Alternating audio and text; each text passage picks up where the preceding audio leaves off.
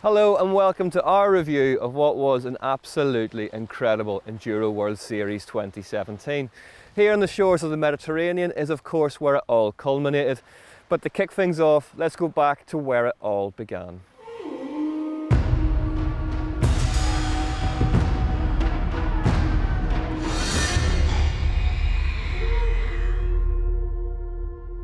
The first round of any championship is always a guessing game as to who's done the most work in the off-season, and as a result, who is the most prepared. But nothing could have prepared the riders for what the weather gods had in store for them in Rotorua.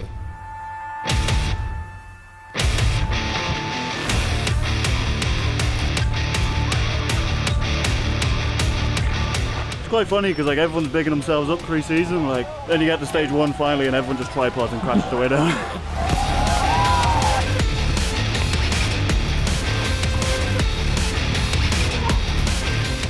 Really crazy. Feels like 20-kilogram bike.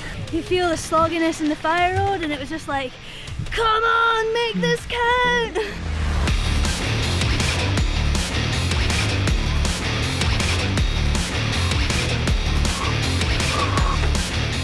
In the women's race, the reigning EWS champion set her stall out early with a win. I have a lot of fun because it was technical, muddy. I'm happy with this kind of start for sure. Yeah, that was hard. It feels like one of the biggest days we've had, and it's definitely tough mentally and tough physically. First round of the year and want to get a good result, and kind of just rode as fast as I could and let it hang out a bit.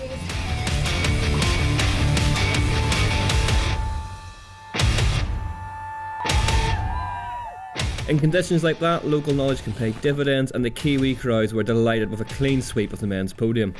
Yeah, unreal, can't believe it, but I didn't think I'd be able to do it with the day I had, a couple of times where I was just like, oh, it's too much time going down the drain, you know? A brutal day's mountain bike racing resulted in a set of results which saw big names scattered all over the place.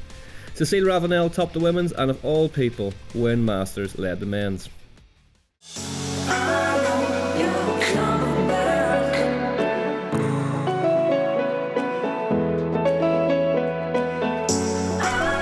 Round 2 saw the series move to the far-flung reaches of Tasmania and the small town of Derby, which turned out to be one of the surprise packages of the season.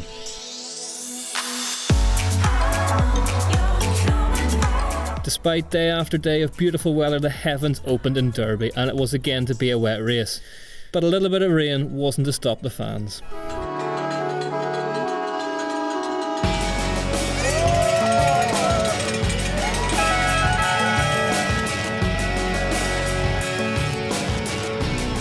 It's amazing, it was so much fun. It started raining pretty hard, like halfway down.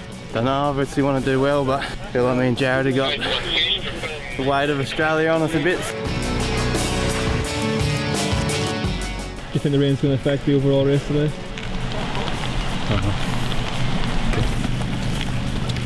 It's impossible to ride fast. It's hard.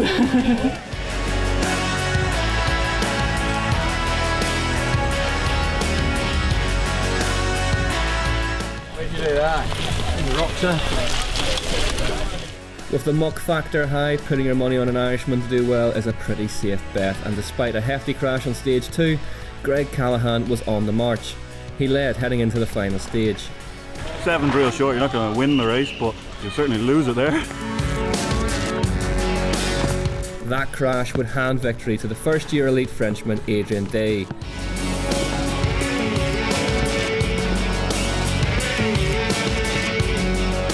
Are you really excited for the rest of the year now? Yeah, I hope the weather will be better, but no more mad finish. Callahan was in second and the Aussie Sam Hill a popular third. After a devastating DNF at round 1, Isabeau Corderia was back with a bang and took to the top step of the women's with a remarkable win. I'm so happy. Did the rain help you today? No, actually not, because I come from south of France. Never rains where I live. Cecile Ravenel was second, and in third place with a superb ride was Ines Toma.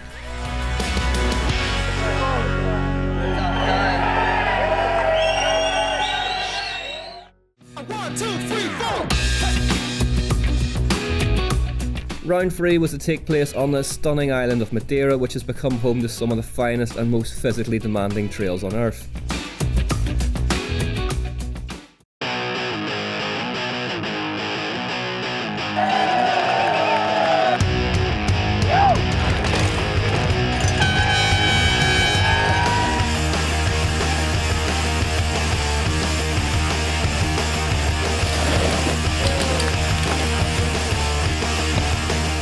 Mechanicals set in and slowed many. Getting body and bike to the finish in one piece was top priority.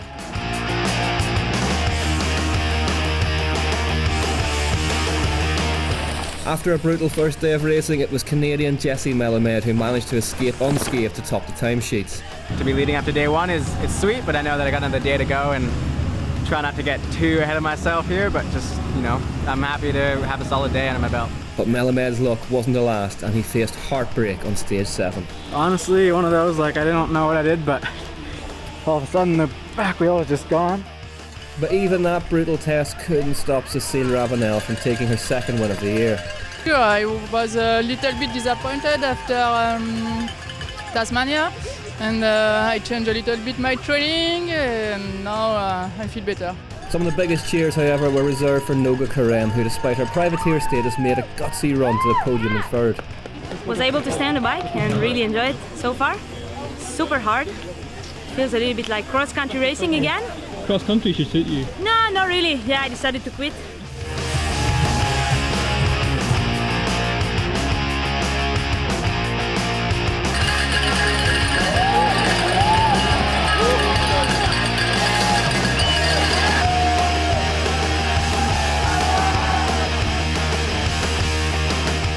Martin Mays was showing promise of it coming down to the wire on the last stage, but it wasn't enough to stop Greg Callahan, who put the demons of Derby behind him, to take the men's race. Well done, how does that feel? Amazing, yeah, so good. It was a bit of deja vu after Tasmania being in the lead for the last stage and then blowing it. I've won 2 at home and I haven't won anywhere else, so to get one somewhere else is just amazing.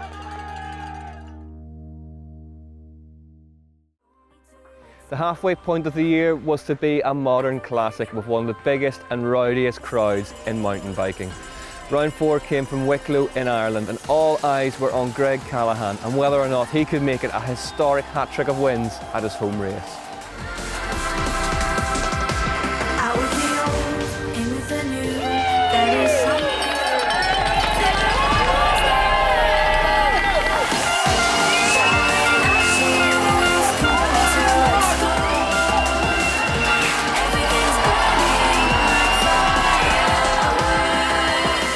Sadly though, it wasn't to be 3 in a row for the Irishman, as he would battle for pace all day. Yeah, just feeling tired, like I've just got no energy. Obviously didn't really sleep last night, maybe that's a factor. In the absence of Callahan then, it was Australian Sam Hill who would be locked in battle with Adrian Day. Bit different to practice. It's hard, you feel like you're messing stuff up, but you just don't know. Still in the hunt, so get after it.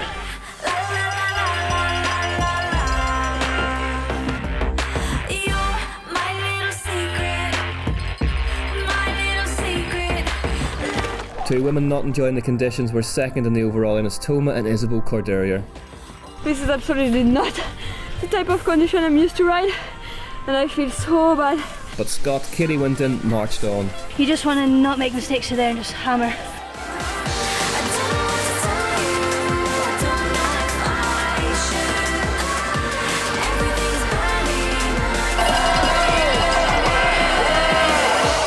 For the second time in 2017, it was a French lockout of the top spots, with Adrian Day managing to fend off Hill and Martin Mays, while Cécile Ravenel took the women's ahead of Winton and Lanfia Nadeau. Second victory of the year. How was your race? Just perfect. It was hard to be clean, and I think I really wanted to do well after Madeira. Yeah, I have a good day. When I arrive here, I'm not confident and I'm not really good in this kind of trial. At the halfway point of the year, the overall standings looked like this. Callahan had his nose out in front, but the top 3 contenders for the men's title were starting to really state their respective cases. In the women's, Ravenel was out in front, but things were really heating up behind her, with Ines Toma best of the rest. And in the team's competition, Ibis Cycles had the slenderest of leads over Canyon Factory Enduro, with last year's champs Rocky Mountain Urge BP by no means out of contention in third.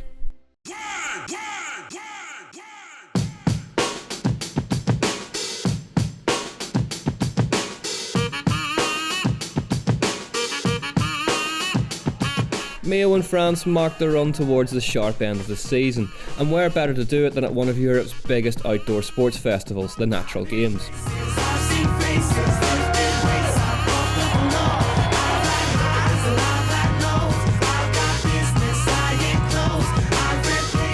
And if there's one thing that the French as a nation love, it's a bike race, and right from the start they set about dominating their home round. It was Alexander Cure who made the most of the early running. I'm a little surprised to be second after stage 2 because I rode well, no crash, but not very fast, but I think East ride fast is very hard. A lot of riders crash, problems, so it's a hard race. Hits that definitely connect. Promise to give you something that's timeless, something to inspire us, something to remind us. To block out police sirens and make one feel righteous, trigger every single feeling tingling inside us. You can tell that I'm brutally honest. There's so much knowledge you need to acknowledge. I'm bringing something melodic for you to stomach. Hope you don't vomit. Can't stop, won't stop till this mission is accomplished.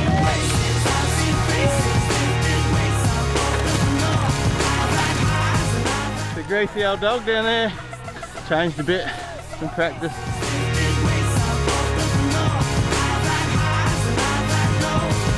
Good, I enjoy a lot. Just the bottom need a maybe mud tire.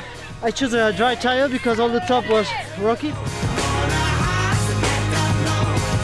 But there's going to be no stopping Adrian Day as he powered through the crowd of fast Frenchmen and went into the lead of the overall as a result. I didn't commit a crime. I'm not a criminal. I'm a clever individual. I'm educated and the truth is what I give to you. Birthed by a queen, raised by a king. Please don't judge me. I'd like to say that everyone should respect the tripod. In the south side of the River Thames, Anita Gehrig raced a superb race and refused to drop outside of the top 6 all weekend. Yeah, it was definitely super hard, but I really felt comfortable on the trails and it kind of reminds me of home. She was to be rewarded with a third place. I like ride aggressive, but when it's white it's difficult. Despite conceding an uncharacteristic 3 stages, Cécile Ravenel maintained her grip on the domination of 2017 with yet another win.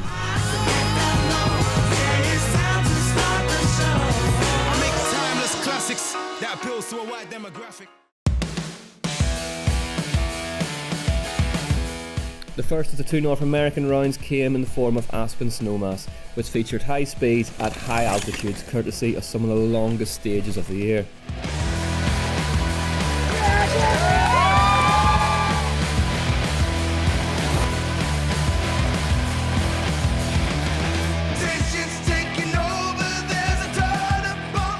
After his win here last time out, many people's pre-race favourite was Australian Jared Graves.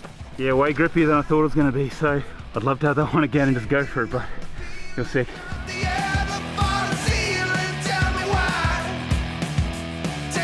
One man who was also clearly here to do a job of work was Sam Hill.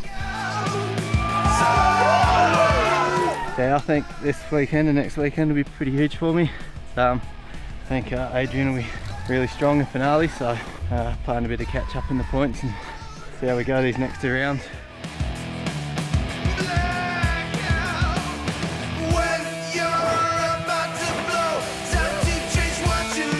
I just went as quick as I can considering the pressure. Sam Hill and Jared were all very close. After a hectic first day's racing then, Hill will be locked in battle with Martin Mays. They'd be separated by just 2/10 of a second. Out front, however, it was last year's champ Richie Rude leading the way and looking more like his former self. It feels good to be back in the top 5 again and leading for sure. I think having that bit of confidence will help because I know I'm fast, so just need to put it together and feel confident again.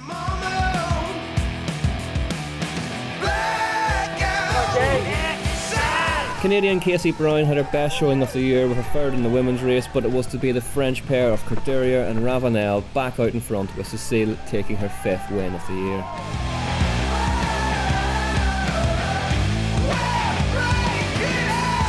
And as well, the women's racing is so close at the minute as well. This year is really tight, and I mean, it's so good for the sport, you know, to have such tight results. And I hope it will be the same for the next 2 rounds. And it was mission accomplished for Sam Hill as he took victory ahead of Mays and Graves. That victory brought with it a welcome points haul, with Day finishing back in 6th. Sam, congratulations, your second EWS win. Mission accomplished this weekend then? Yeah, for sure. It's didn't know what to expect coming in with the altitude and the trails, so yeah, couldn't ask for anything better really.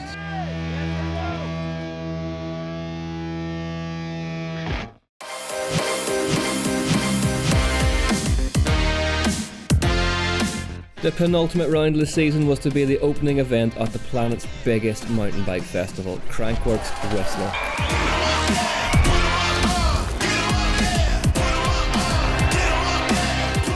And all eyes were on the hometown favourite, Jessie Melamed. The very first stage of the day was the most torturous of the whole calendar.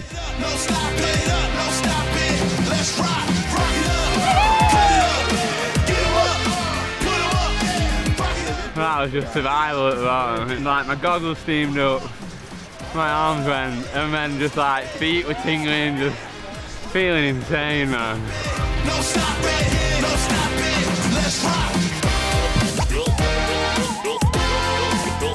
But somewhere amongst its rocks and roots, the Wizard of Oz, Sam Hill, managed to conjure up a sensational 17 seconds. Just tried to keep a speed that I felt like I was pushing, but it's super hard to know what other people are doing. On stage 2, however, the Melamed fight back was on. Sam put 17 seconds to be in the first stage, so I fired me up. Like, it's game on. I like this. Definitely not easy to race. Peaky, really close to the trees. It's one of my favorite trails in the Whistler Valley. After stage 1, my fingers got warm and woke up. Stage 3 bit Martin Mays hard, and despite riding well all day, the big Belgian was forced to pull out. Martin was doing good, stage 1, 2, 3, even 3, just over the finish he crashed. It was had pretty hard. My arms are so tired, like I just could not ride, you know, as fast as I could.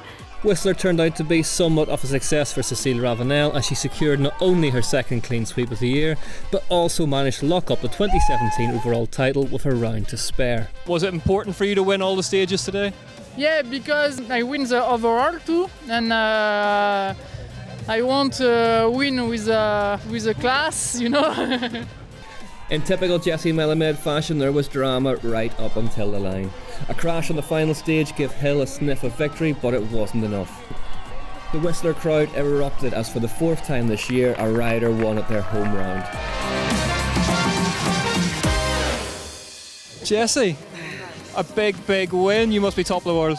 Yeah, I'm stoked. I don't know what to say, but happy with my day. I'm really proud of my riding, and I'm just stoked that was good enough to win. After 7 rounds then, the championship standings looked like this.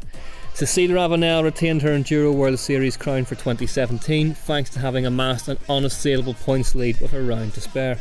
Sam Hill may have been second in Whistler, but it was enough to garner a useful points haul over Adrian Day in the title race. If the Frenchman wanted to win the title, then he was going to have to do it at the final round.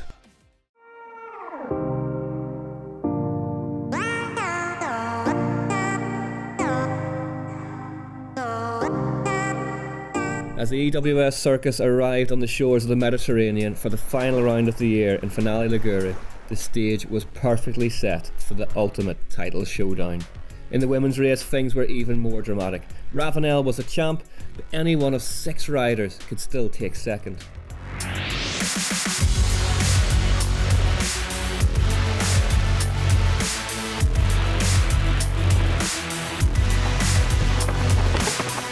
Damien Autun and Ravenel took the opening win on the brutal stage 1. Enrico Guara say me, if you don't win the stage 1, you can't be a world champ.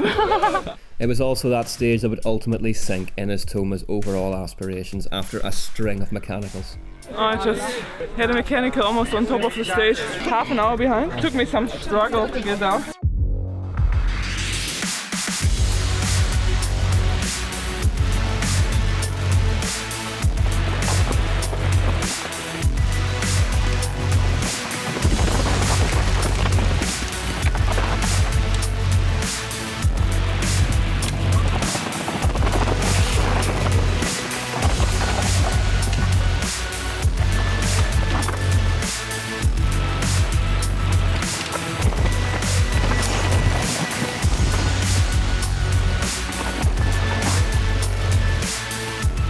At the end of the first day of racing, Hill and Day were locked together, whilst that battle for second in the women's was now between Cordelia and Winton. I didn't want to go down without a fight in this overall, so I really wanted to sort of put Isabeau through her paces. So I think it's still pretty tight and all to play for tomorrow, so I'm happy with day one. Cecilia Ravenel finally dropped the stage to Anita Gehrig on 6.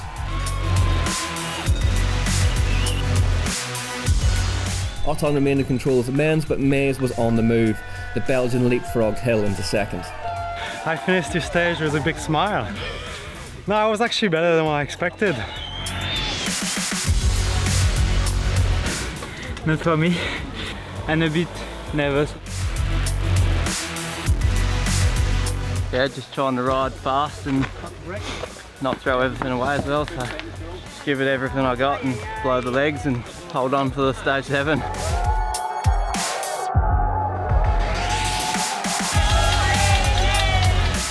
Cordelia won the final stage of the year to secure herself second place in the race and in the overall. After New Zealand, I thought there was no way I was able to make it back for the overall, you know. And then I'm here, second. Yeah, it was a great win. I never mean that because 2 weeks ago someone said, hey, in 2 weeks there is a Finale Ligure. What? In 2 weeks? Othon, superb throughout, clung on for a popular win ahead of Mays and Hill. There was a lot of emotion because I lost my grandmother like 2 days ago, and I think she gave me a lot of energy, and man, I'm super happy to win here. And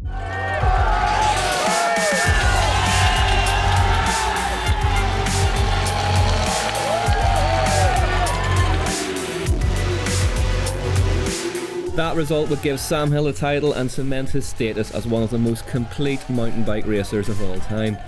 Obviously, heading into this year, my dream was to be Enduro World Series champion, and so excited to be able to do it the first full year.